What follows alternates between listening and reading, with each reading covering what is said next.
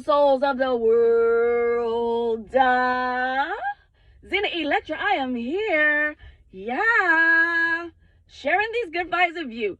Y'all, today we're talking about star seeds. We're talking about chosen ones. We're talking about drugs, addictions, why for these things, and even going to tap into some birth chart information. So stay tuned. We're about to get into it right motherfucking now. So why do star seeds do drugs? Why?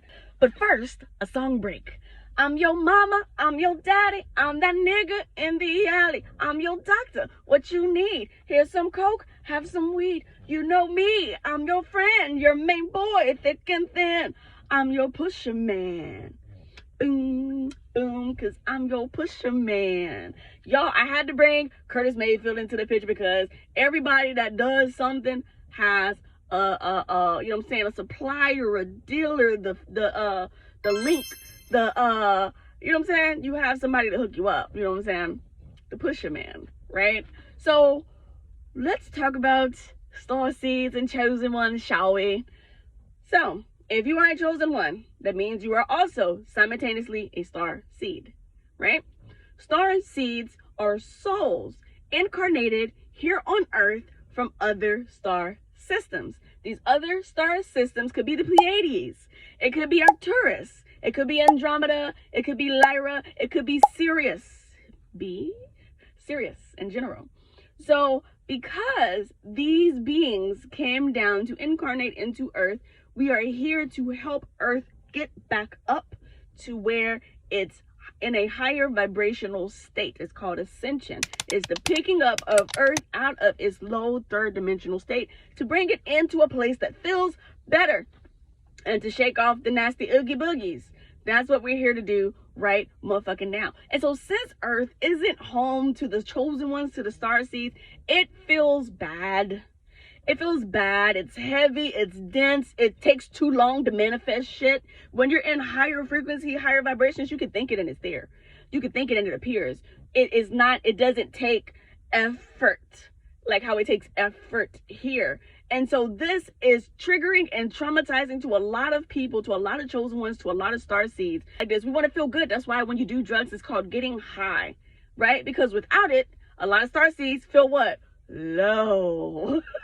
It feels low. It feels bad. It's dense. You know, there's stress, you know, and okay, so let's okay, back to the chosen ones, the star seeds. And I've said this before, I'm gonna say it again. If you are a chosen one, if you are a star seed, you have chosen to be dropped, blip, and placed into a spiritual desert, meaning your family don't understand you, your friends only like you sometimes, you don't really keep a job, have a job, keep a job real too long. It's kind of difficult to just do regular basic shit here on Earth because you're not here to do regular basic shit on Earth. You're here to uphold the vibration that you came to Earth with by doing things that set your heart aglow, right? We're gonna get into that a little bit later in this here video, so stay tuned. So if you like conversations like this, go ahead and hit the like button, go ahead and subscribe, because there's so much more to come. All right, so let's get into it. Where can you find potential substance abuse addictions in your birth chart? Go straight to the 12th house. The 12th house is ruled by Pisces. You might have another sign in your 12th house. That's completely fine. Pisces represents addictions and spirituality. Addictions and spirituality go hand in hand. A lot of people do hallucinogens. A lot of people do hallucinogens in order to awaken their third eye, in order to see things that they cannot see within their regular spectrum of light. And that's why a lot of times when people do drugs or they do hallucinogens, you notice that their pupils go from this to that, right? Their pupils get really, really big. And that's because their eyeballs are accepting a bigger spectrum of light than what can normally be interpreted as just on your regular everyday walk and existence here on Earth, right? And so because people are able to see things, it's called a hallucination. Being able to see things that are usually not seen helps a person spiritually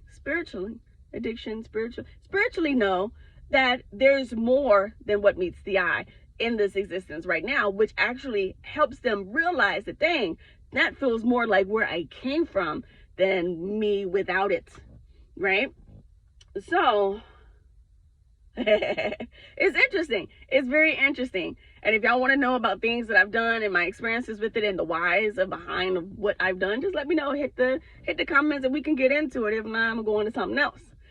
So the 12th house, also with the 12th house, wherever Neptune is, Neptune and the 12th house, they're simultaneous, like it's the same, right? It's Piscean energy.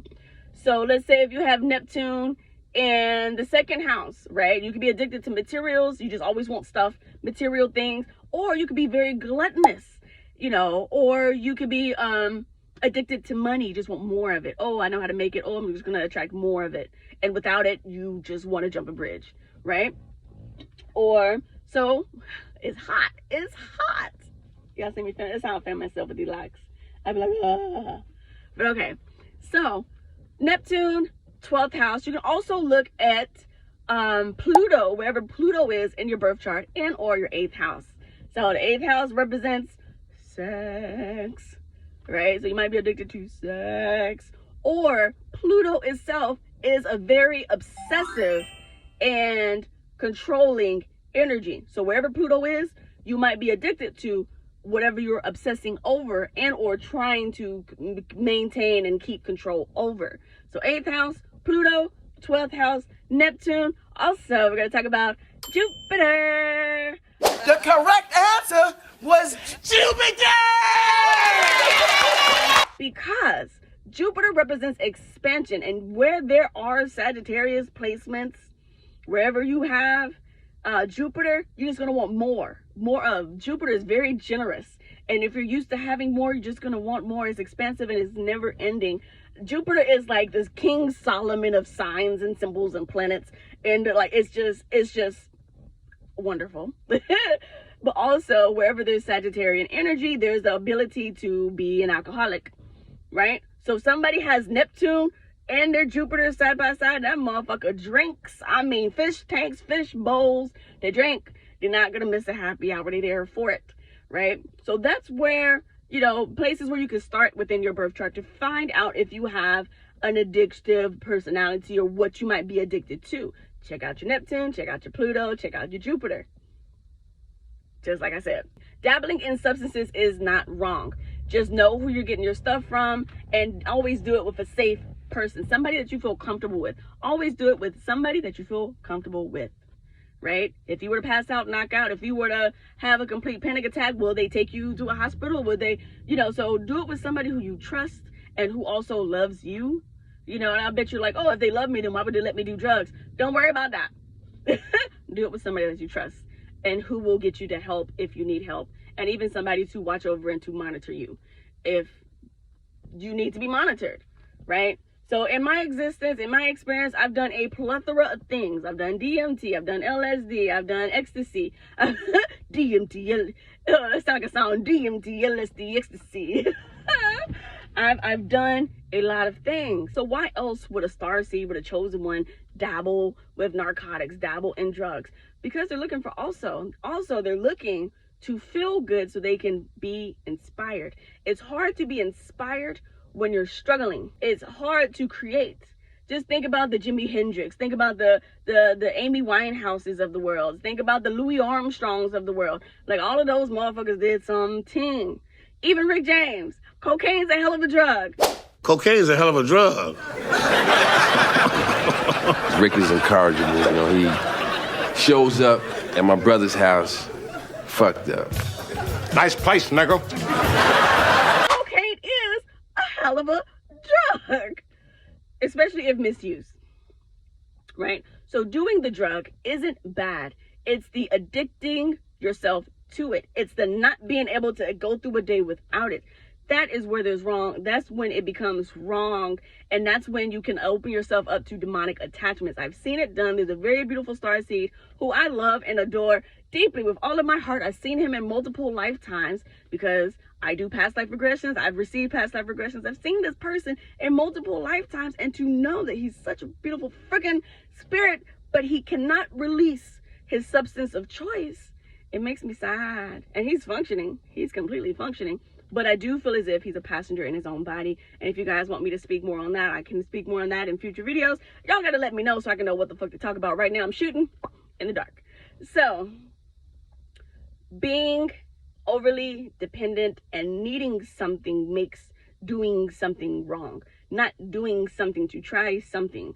It's okay. Like for me, when I did ecstasy, it was on my birthday. That's what I wanted to do. I wanted to get high, turn the fuck up, right? It's not like, oh, every single day I'm just going to do whatever. When I've done other things, it was an occasion of sorts, or it was done sparingly.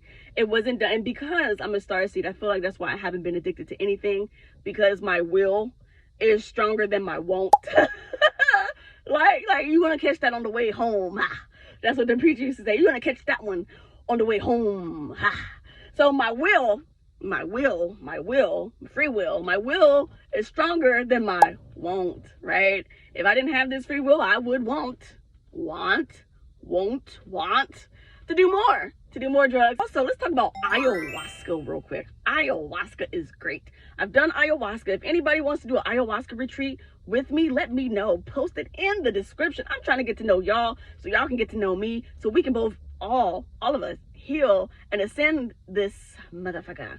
But with ayahuasca comes lots of clarity. Also with DMT comes lots of clarity. DMT is the street drug of ayahuasca. It's the same thing, except for with one, you may not know what you're getting into. And with the other, it's all good, it's all pure, it's all natural. It really is difficult living in this existence when you know within your soul that this is unnatural to you.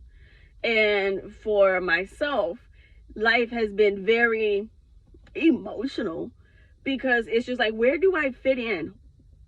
How come feeling good never lasts long? You know, how can I better myself? So for all the beautiful starseeds, I always have to leave with some type of, this is what you do to fix it. In order to get over any type of addiction, or to release yourself of even the wanting to try something that could lead to your demise, do that thing which sets your heart aglow.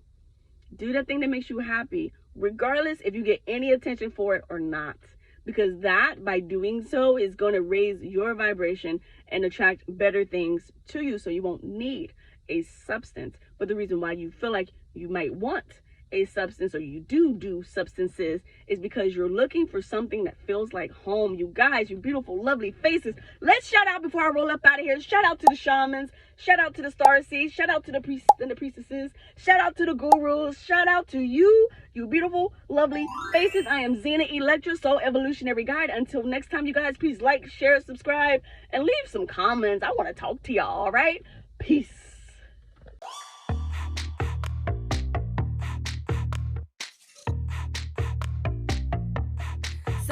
Coming soon, Hatch, a spirit-based podcast with High Priestess Layla Gray, D Oracle Sunshine, and yours truly, Zena Electra.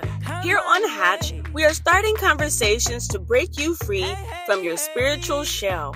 So stay tuned.